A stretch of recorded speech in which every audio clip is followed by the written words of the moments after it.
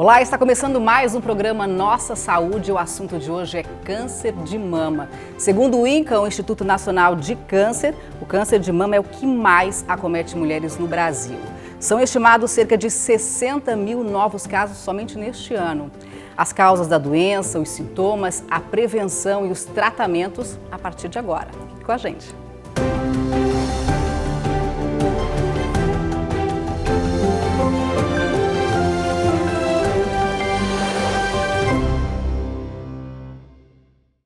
E a gente recebe aqui no estúdio hoje a doutora Maria Luísa Nagel, mastologista. Doutora Maria Luísa, seja muito bem-vinda ao programa. Obrigada.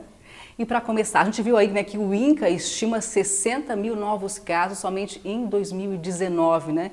É um número bastante elevado. O que provoca o câncer de mama? Então, Rafaela, não tem uma causa específica para o câncer de mama. Existem vários fatores que contribuem para o câncer de mama. Menos de 10% dos cânceres de mama são relacionados a mutações genéticas, por exemplo, né? Que a maioria das mulheres pensa assim, eu não tenho nenhuma história na família, então eu não devo me preocupar. Não é bem assim, porque 90% dos casos são detectados em mulheres que não têm nenhuma história familiar. E quais as causas possíveis? Quais os principais fatores de risco? Né? Então, uma menarca, que é a primeira menstruação muito cedo, uma menopausa tardia, ter filhos mais tarde ou não ter filhos. Então, são fatores que são protetores, né? Relacionados ao câncer de mama. Também fatores alimentares, exposição a radiações. Então, existem vários fatores que podem contribuir. Não existe uma causa específica. Agora, você falou aí desses fatores que são os fatores chamados não controláveis, não modificáveis, que é a questão da menopausa tardia, da menstruação precoce, da mulher que não tem filhos, que tem caso na família, né? Essas mulheres, elas devem ter uma preocupação ainda maior? Então, estas mulheres não necessariamente precisam ter uma preocupação maior, mas toda mulher, a partir dos 40 anos, deve se preocupar na prevenção, em relação à prevenção do câncer de mama, tá? Então, a gente associa todos os fatores para pensar em um fator de risco. Então, numa consulta com o mastologista, a gente procura avaliar, além desses fatores, menarca, menopausa, história familiar, se faz atividade física ou não, a forma com que se alimenta. Então, tudo isso, uma mama muito densa, então a gente associa todos esses fatores e avalia qual o risco dessa paciente ter ou não um câncer de mama. E aí, com isso, a gente vai avaliar se ela precisa de um acompanhamento menor, com menor tempo do que anual, como é a rotina, enfim. E quais são os sintomas? Como é que a mulher pode acender o sinal de alerta? O ideal, Rafaela, seria a gente detectar um câncer de mama antes de ter qualquer sintoma, tá? Mas principalmente em pacientes jovens que não têm uma indicação de exame anual, mamografia, ultrassom, a gente começa com 40 anos. Mas a gente tem detectado o câncer de mama cada vez mais em mulheres mais jovens, antes dos 40 anos. E essas mulheres, na maioria das vezes, elas descobrem o câncer de mama no autoexame. Então, a gente não pode usar o autoexame para diagnóstico. Não deve ser assim, faça o autoexame para descobrir um câncer de mama. Mas principalmente os pacientes jovens e todas as mulheres devem se conhecer. Por quê? Quando a gente faz o autoexame mensalmente, de preferência naquela fase pós-menstrual, em que a mama está menos inchada, se a gente faz isso todo mês, a gente vai se conhecer e se aparecer alguma coisa diferente, essa bolinha não estava aqui antes, está um pouquinho diferente, isso vai alertar para que procure, né, ajuda, procure um médico, enfim. Então, a gente tem casos de pacientes jovens, a maioria da detecção é pelo autoexame, porque percebeu alguma coisa diferente na mama. A gente sabe que a prevenção é fundamental, agora a detecção precoce também é muito importante. Além do autoexame, também é fundamental que as mulheres façam realmente a mamografia, é isso, né? É isso. A mamografia é o único exame que comprovadamente diminuiu mortalidade relacionada a câncer de mama. Tá? Então, a mamografia, tem mulheres que chegam no consultório e falam assim, ai, doutora, tem que fazer a mamografia, porque aperta, porque dói, enfim. A mamografia ela é feita uma vez só no ano, né? Ela detecta tumores em estágios extremamente iniciais, né? Então, antes de formar nódulo, os tumores, vários tipos de tumores se apresentam com microcalcificações na mama, que não são detectadas no ultrassom, tá? Porque algumas perguntam assim, eu vou fazer só ultrassom, eu posso fazer só ultrassom? Não. Mamografia é o principal exame. O ultrassom é um complemento à mamografia. É claro que em pacientes jovens com mama densa, a mamografia não vai trazer tanta informação assim, mas ela é muito importante. A gente vê o Ministério da Saúde preconiza que as mulheres a partir dos 50 anos façam a mamografia de 2 em 2 anos e uma lei de 2008 determina que a mamografia seja feita a partir de mulheres com 40 anos, né, anualmente. Qual seria o ideal? Isso. A Sociedade Brasileira de Mastologia preconiza a mamografia anualmente a partir dos 40 anos. Nós temos detectado tumores cada vez mais cedo.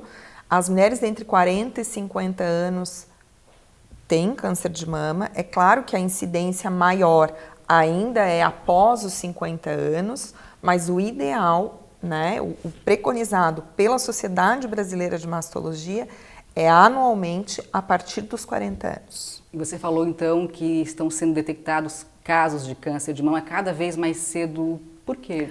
Então, não tem um motivo específico ou uma causa específica, né?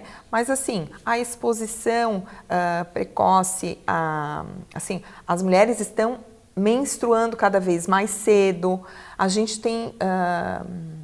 passou por uma revolução em relação a alimentos e tudo mais, então a geração ali em torno de 40 anos, quando era mais jovem, entrou na onda assim do refrigerante, comidas industrializadas, tudo isso.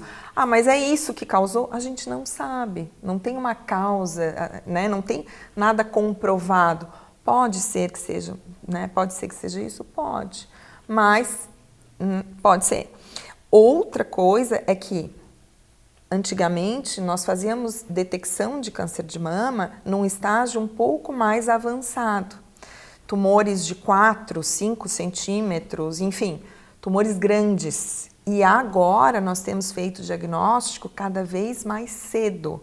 Então, talvez também por isso aumentou esse índice de tumores, né, mais precoces, antes dos 40 anos. E qual é o impacto, né, da reposição hormonal na fase da menopausa? O impacto em relação ao câncer de mama, enfim, existe o risco. Comprovadamente pelos trabalhos, o estrogênio já não é mais o grande vilão relacionado ao câncer de mama, e sim a progesterona.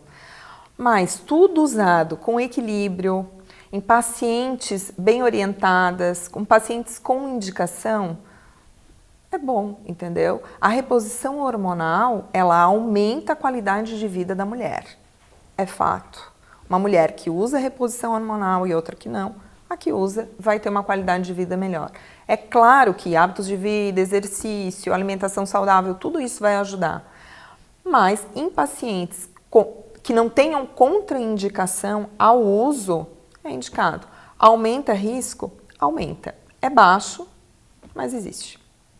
Doutora Maria Luísa, para muitas mulheres, ainda hoje, com todos os tratamentos que existem e tudo mais, para muitas delas, receber um diagnóstico de câncer é praticamente um atestado de morte. Muitas mulheres não conseguem lidar com isso, sendo que hoje grande parte deles tem sim cura, né?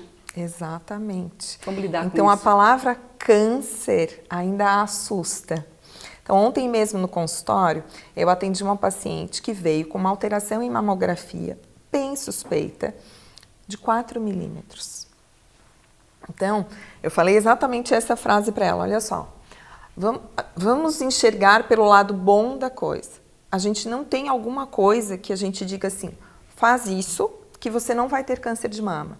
O que a gente tem é diagnóstico precoce. Então, numa mulher em que a gente detecta um tumor de 4 milímetros, essa mulher está curada, entende? Então, o diagnóstico precoce é a principal questão. Muitas mulheres têm câncer de mama e a gente nem sabe. Então, eu recomendo para algumas amigas que passaram por isso, né, passaram pela cirurgia, a radioterapia, sempre que tem uma cirurgia assim um pouco menor, onde a gente tira só o tumor e preserva a mama, a mulher precisa passar pela radioterapia. Mas são tratamentos que as pessoas que estão ao redor não ficam nem sabendo. Essas mulheres sim deveriam contar a sua história, porque esses são cases de sucesso.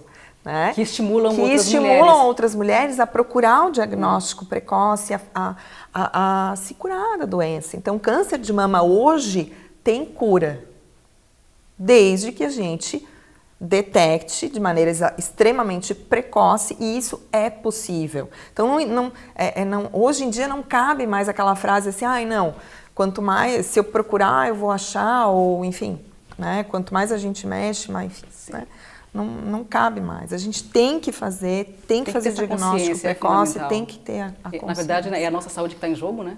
Exatamente, então, exatamente. E você falou aí na questão de mulheres que devem ser exemplo, servir de exemplo, né? Nós vamos ter um caso da Gisele Toledo daqui a pouquinho a seguir, a gente vai fazer uma pausa agora e aí voltamos na sequência, então justamente para falar da Gisele Toledo, que é uma mulher com quem nós conversamos, que enfrentou um câncer de mama, ela vai contar toda a história dela. Vamos falar também sobre mastectomia, que é a retirada da mama, novos tratamentos, tudo isso a seguir, até já.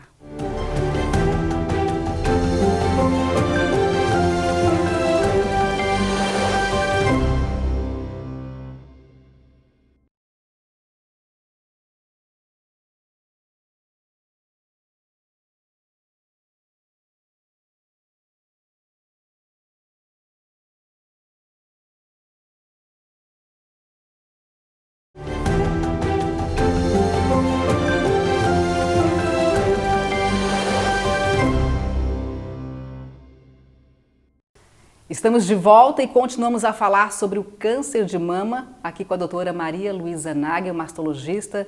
Doutora Maria Luísa, vamos falar agora um pouquinho sobre tratamento do câncer de mama, né? Quais são os mais comuns, os mais indicados normalmente?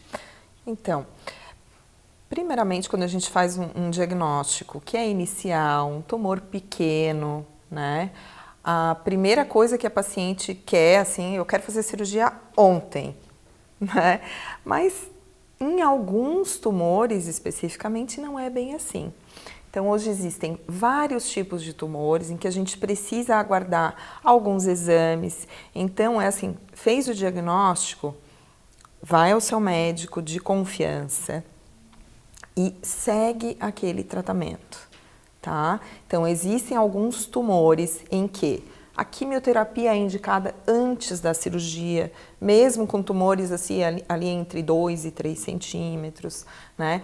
Tumores muito grandes, é indicada a quimioterapia antes para que esses tumores diminuam, para que a gente possa ou não fazer a cirurgia conservadora. A cirurgia conservadora é a que preserva a mama. Então a gente vai tirar o tumor, uma margem de segurança e vai avaliar o que a gente chama de linfonodo sentinela. O tumor, a drenagem dele, qual é o grande medo do câncer de mama? É essas células tumorais se espalharem pelo corpo. É a chamada metástase? Chamadas metástases, exatamente.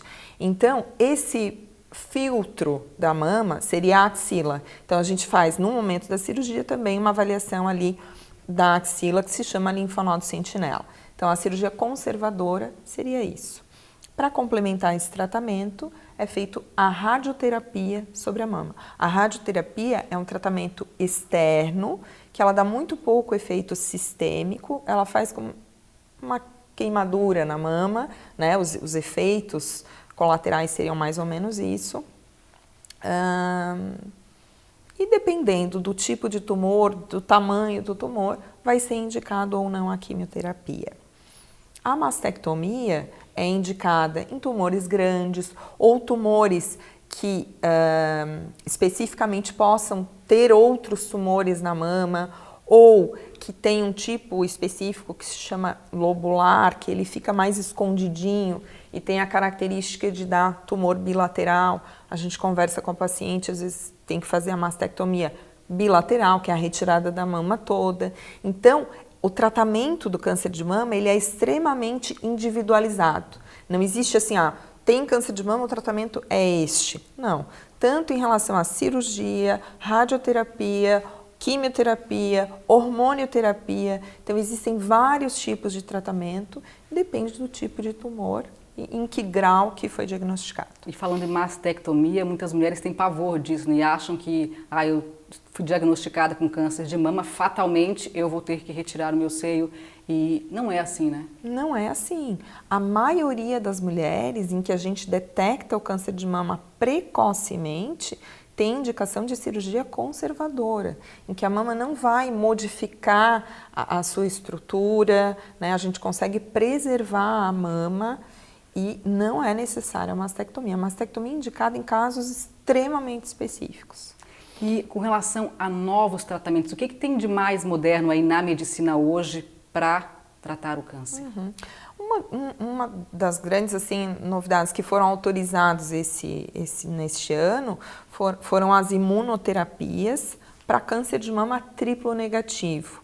Então, é um tratamento bem específico, né? A imunoterapia ela está entrando para os tratamentos de vários tipos de tumores. Então, acredito que entre as terapias mais atuais seria a imunoterapia. Tem dado resultado? Muito bom. E basicamente como é que funciona para a gente entender de uma forma simples?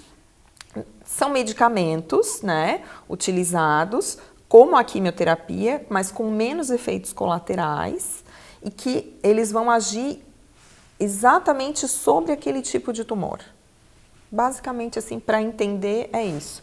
Quem é que vai decidir isso? O oncologista, que é o médico que vai seguir, né, em conjunto com o mastologista, o tratamento da paciente. Doutora Maria Luísa, a gente faz agora uma pausa, então, para assistir o depoimento da Gisele Toledo, que ela descobriu o câncer quando ela tinha 33 anos de idade, o filho dela tinha apenas 5 meses nessa época, foi bastante difícil. E ela contou os detalhes, então, para a repórter Michele Todescato de como é que foi esse processo. Na verdade, ela descobriu um caroço no seio, foi ao médico e aí teve o diagnóstico de câncer. Passou por mastectomia, ou seja, retirou o seio, fez quimioterapia e conta todos os detalhes agora para a gente.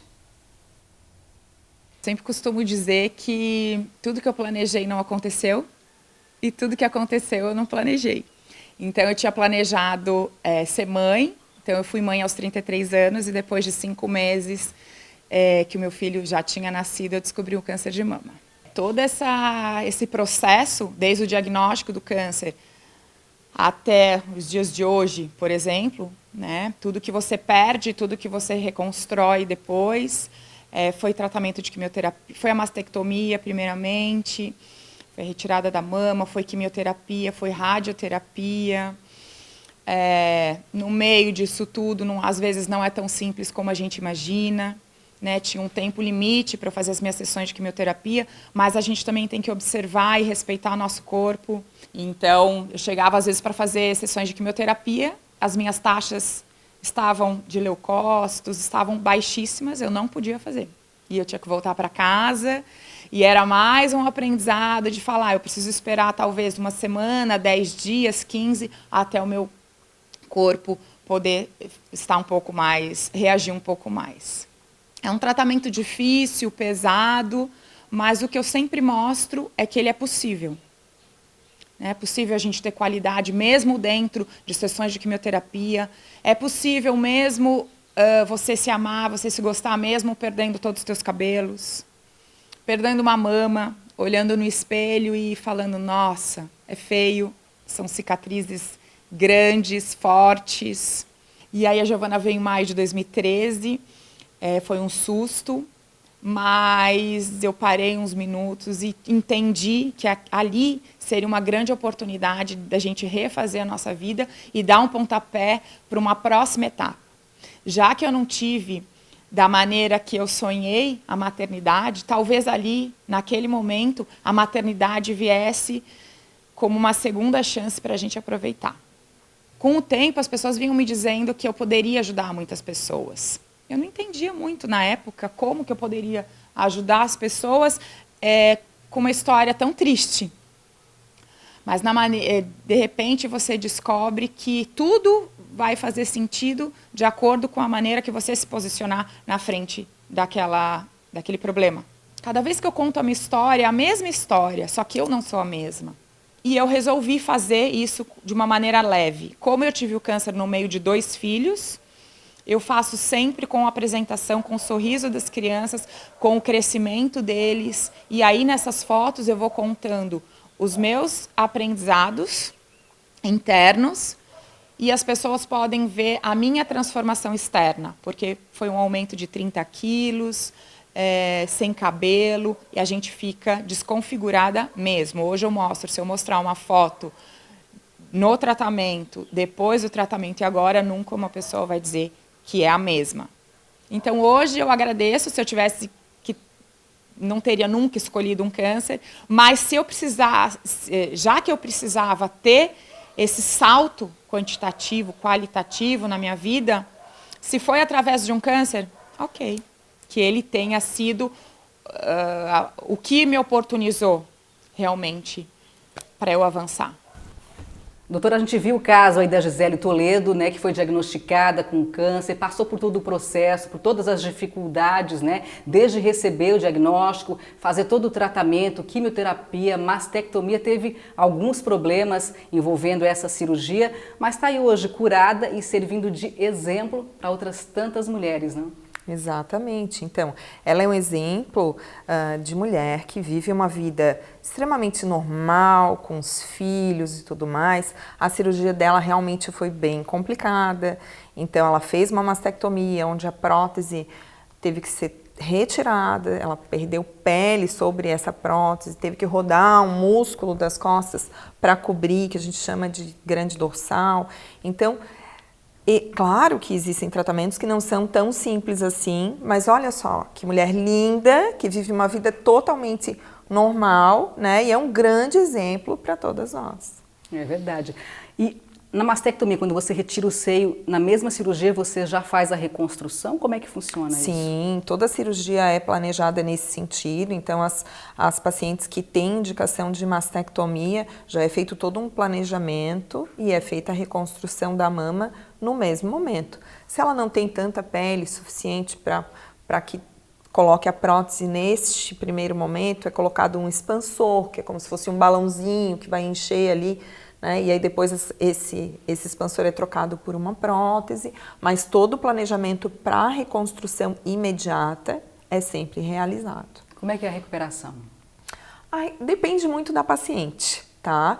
É uma recuperação que vai levar, assim, em torno de 30 dias. Tem mulheres que sentem mais dor, tem mulheres que sentem menos dor, mas tem que ficar em repouso, quietinha, porque a prótese é colocada embaixo do músculo peitoral. Então, o que dá um pouco mais de desconforto é isso, né? Então, depende muito de cada paciente, mas assim, relativamente tranquilo. Sim.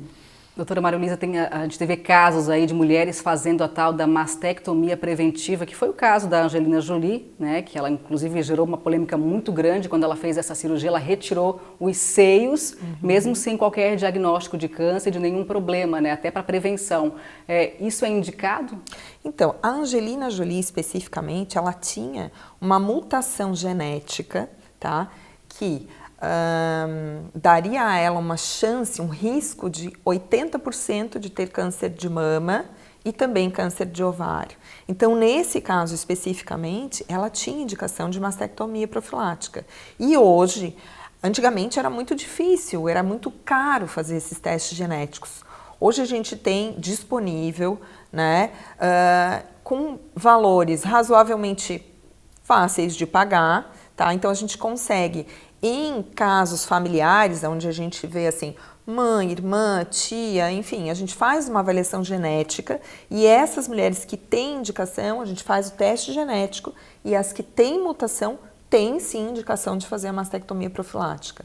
Agora, fazer uma mastectomia profilática por fazer, chegar lá assim, eu quero fazer uma mastectomia, não é bem assim. Inclusive as mulheres estão indo aos cirurgiões para isso, né? Exato. Então, essa cirurgia, ela não é isenta de riscos. Para ser considerada uma mastectomia profilática, tem que deixar um retalho extremamente fino de pele, né, com risco de necrose, enfim, tem alguns riscos que podem acontecer. Então, tem que ser uma cirurgia muito bem planejada, tem que conversar com o seu cirurgião, tem que ser com um mastologista. Não adianta ir lá no cirurgião plástico e tirar assim metade da mama e aí fica metade, né, o resto, e acha que está protegida. Então não é bem assim. Então converse com o seu mastologista para saber o que realmente se tem indicação ou não. A principal questão que deve ser esclarecida aqui é em relação a diagnóstico precoce. Então a partir dos 40 anos, mamografia, faça o autoexame. É isso aí, vamos nos prevenir. Doutora, para a gente encerrar então o programa, qual a dica que você daria para as pessoas em casa com relação aos cuidados com a saúde no dia a dia para evitar o câncer de mama e tantas outras doenças? Basicamente, hábitos de vida saudáveis. Então, comprovadamente, fazer uma atividade física de 30 a 40 minutos, 3 vezes por semana, mas tem que ser de moderada a intensa, pode diminuir em até 30% o risco de câncer de mama.